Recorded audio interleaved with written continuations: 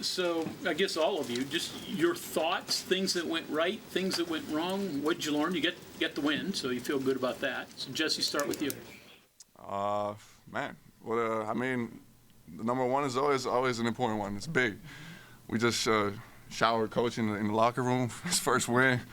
That was amazing. That's a big win. Really happy about that. A lot to take away on basketball-wise. There's always a lot to take away, definitely in this game. A lot to learn from, but man, a great win to come out with for sure. Yeah, when you put all these new faces together, the first half jitters, I mean, we couldn't do anything right in the first half. I looked terrible out there, just trying to force some shots, haven't played in a while, so the jitters came out. But, at halftime, just kind of looked at ourselves, and we needed to play with some swag. We needed to play West Virginia basketball. And, we ended up sharing the ball a lot in the second half, and that just opens up everyone's shots. And, that second half was, we're playing good. So it was a great win. Congratulations to Coach Eilert, and I'm excited to start the season. I think the biggest difference was trust. I think in the first half, the first game, I think we all didn't really know, what each other wanted to do and how to go about it. First, like our first real game, official game. I think second half, we started to trust each other, and that was the difference. And like Q said and everybody said, congratulations to Coach, and, big win, and we're trying to build from here.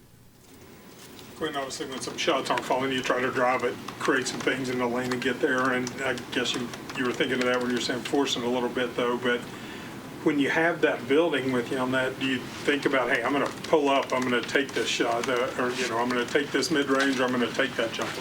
Well, that's the thing. I mean, I've been playing basketball for 16 years, and I'm just kind of starting to really figure it out. Just focus on, letting the game actually come to you.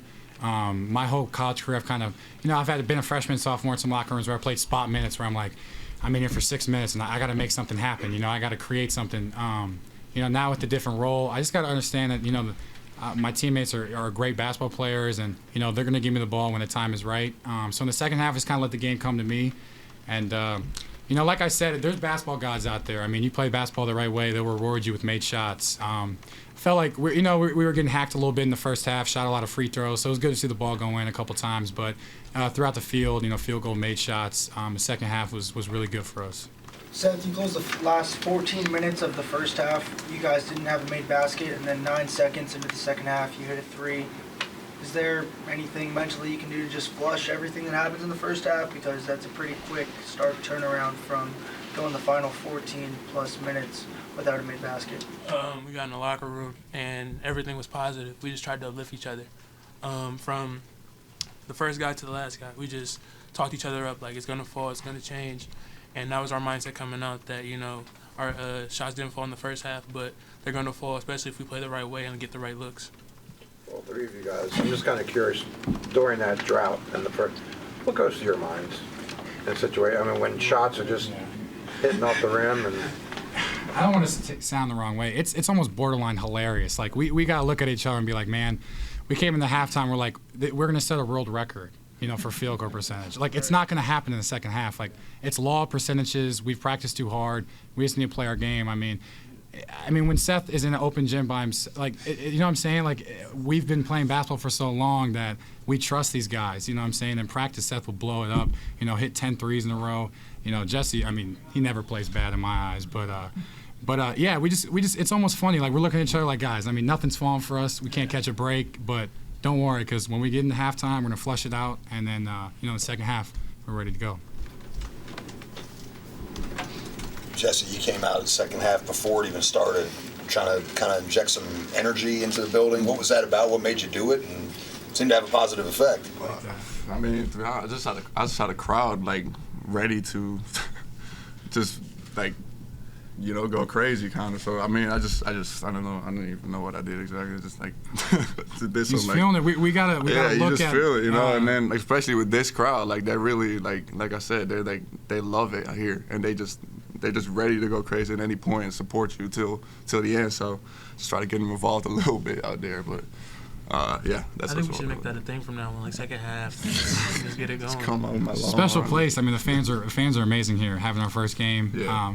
Being a bye game and stuff like that. It was really cool to see everyone out there. Seth, what does happen? You go out there, nothing's going in the first half. The whole team makes 4 field goals in the first half. and you come out in the second half and you can't miss, you yourself and your whole team for the first 6-7 shots. I mean, what happened there? Like I said, mentally, I think everybody's mental changed. I think everybody's mental shifted to let's change this. You know what I mean? We all put in work. Everybody's in the gym extra time.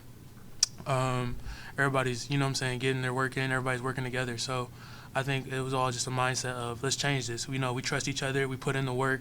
We've seen each other put in the work. There's times I go in the gym and I see multiple teammates in there getting up shots. I see these guys getting up shots. You know what I mean? They see me getting up shots. So it's like we see each other put work in. So it's just a matter of let's change this and let's trust what we did. Let's trust our work. Do you guys have to play different knowing that the bench is just shorter with how many guys you can rotate in and out? No, I wouldn't say. I don't want to speak for these guys, but I don't think so. I mean, you know, when it comes to rotations, I mean, late in March, I mean, teams are only playing 7, 8 guys. You know, maybe obviously we were dealt with, you know, shorthanded guys, a couple guys injured, whatever the case may be. But congrats. I mean, I got to give my hats off to our, you know, strength and conditioning coach, Sean Brown. He's been in the business for 25 years. I mean, when I first got here, I mean, it was a joke. It was embarrassing. Like the strength and conditioning these people do here. I mean, we're flipping tires. I felt like I was in the military for like 2 months. I hated it. I want to go home every morning. I'm going through like military training. So it was good. It kept us in shape and it kept us ready to go. A lot of it was to get in shape, and a lot of it was just to get mentally strong and persevere. I mean, we could have looked at each other and been like, man, this sucks, right? After everything that happened to us, and now look at us in halftime, like, yo, this is. But no one in this row feels sorry for you.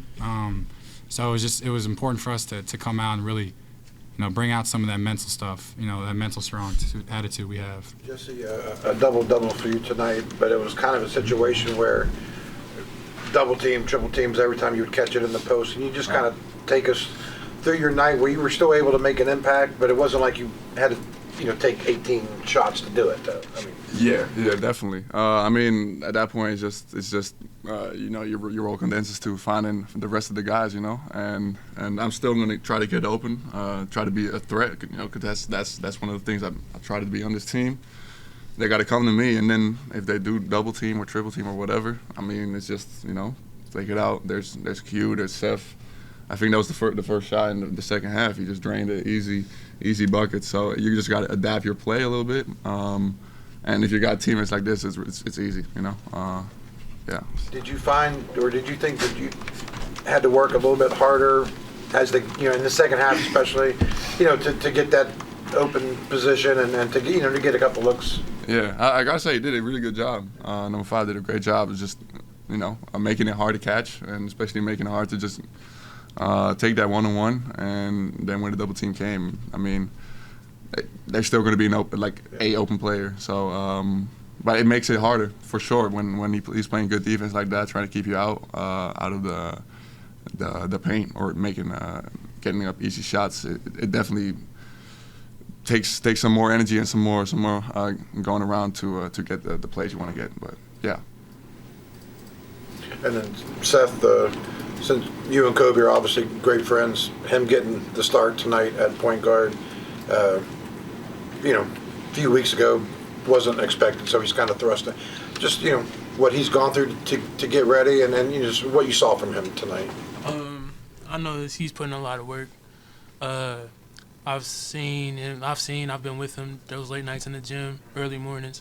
Like I said, I've seen it all, and you know, I'm so happy for him. I think we could all be, you know, speak when we say we're happy for him, for him to get this opportunity, and I think he made the most of it.